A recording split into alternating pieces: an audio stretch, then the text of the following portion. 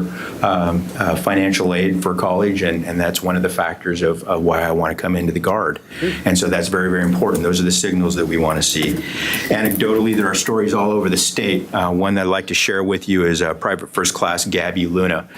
She's a high school senior now. Last year, she was a junior out of Grants Pass High School, and she's really been kind of our spokesperson there in the Southern Oregon shoulder of the Oregon National Guard.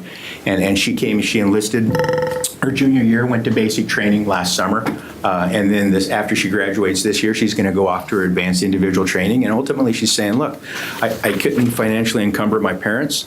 I didn't want to take on all that additional student loans, and this student tuition assistance program and joining the Guard is helping me."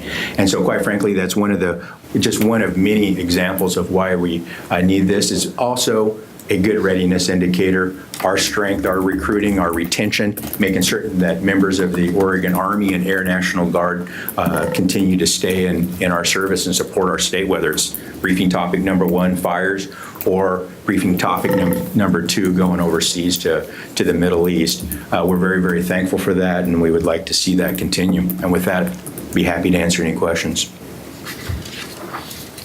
I have a request for not now, but in the upcoming session.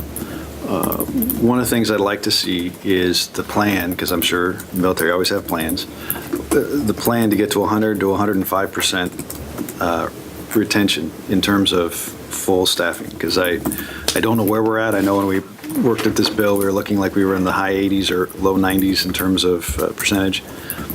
I have a feeling that a deployment overseas will not help that number with families that are concerned that someone's gone for another year. And I want to make sure that we don't lose the capacity either in personnel or equipment that comes with full staffing. So if there are other things in addition to the scholarship program that we can be looking at to try to help retention and recruitment be more possible, certainly I want to see kind of the plan of how we can help. We look forward to January 22nd. Sir. Any other questions for the military department?